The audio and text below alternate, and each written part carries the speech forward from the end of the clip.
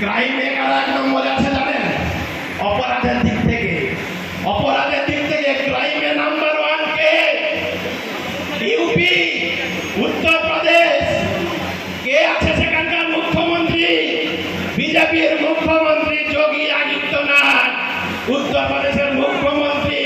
উত্তরপ্রদেশ ভারতবর্ষের 1 নম্বর রাজ্য যে ক্রাইমে এগিয়ে আছে। অপরাধের দিক থেকে 1 নম্বর হচ্ছে উত্তরপ্রদেশ। 5 নম্বরে আছে দিল্লি, অরুণাচল প্রদেশ। বিজেপি শাসিত রাজ্য টপ 5 এর মধ্যে নিজেদের জায়গা করে নিয়েছে। এরা অপরাধের দিক থেকে 1 নম্বরে আছে। এরা বলে তৃণমূল নাকি গরু চোর। বলবেন গরু চোরকে আমি শুধু ধরিয়ে দেব। গরু পাচার হয় কোথা থেকে? বাংলাদেশ থেকে। এদের কথা বলে গরু আসে কোথা থেকে? উত্তরপ্রদেশ থেকে গরু আসে। উত্তরপ্রদেশের মুখ্যমন্ত্রী কে? মুখ্যমন্ত্রী যোগী আদিত্যনাথ। কোন দলের? বিজেপি। তাহলে বিজেপি শাসিত রাজ্য থেকে গরু আসছে, বাংলাদেশের বর্ডার থেকে বিদেশে যাচ্ছে। বাংলাদেশের বর্ডার গার্ডকে গেটে গার্ডকে দেয়।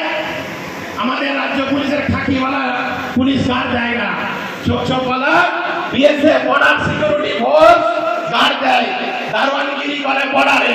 এটা ওদের কাজ। তাহলে গরু আসছে কোথা থেকে? উত্তরপ্রদেশ থেকে যাচ্ছে কোথায়? বাংলাদেশের বর্ডার খুলে দিচ্ছে। তাহলে গরু সাপ্লাইও দিচ্ছে বিজেপি, আর গেটও খুলে দিচ্ছে বিজেপি। বিএসএফ কার আন্ডারে থাকে? কেন্দ্রীয় স্বরাষ্ট্র মন্ত্রকের আন্ডারে। কে স্বরাষ্ট্রমন্ত্রী? অমিত শাহ। গরু চোরকে অমিত শাহ। পরিষ্কার হয়ে গেল। এই মিডিয়া সারাদিন এই ধরনের ভুল তথ্য পরিবেশন করবে।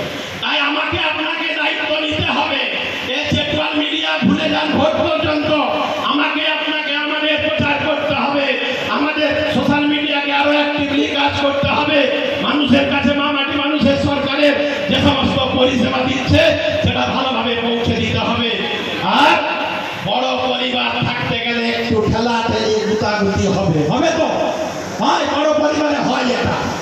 আর এটা নিয়ে বড় পরিবার, যাদের পরিবার নেই একটা, তাদের তো আর কিছু বলার নেই, সিঙ্গেল বসে আছে ম্যাক্সিমাম।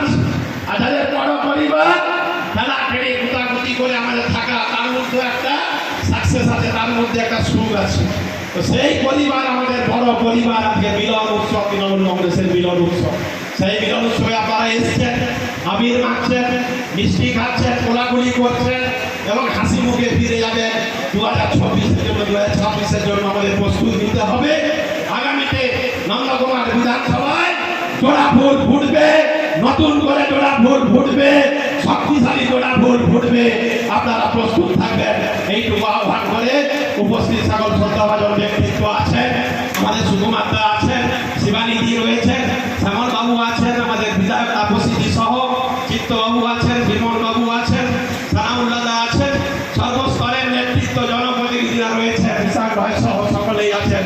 সর্বস্তরের ব্যক্তিত্বকে আমার পক্ষ থেকে আরেকবার আন্তরিক শুভেচ্ছা অভিনন্দন ধন্যবাদ জানিয়ে আমার বক্তব্য শেষ করছি। জয় হিন্দ, বন্দে মাতরম। নেত্রী মমতা বন্দ্যোপাধ্যায় জিন্দাবাদ।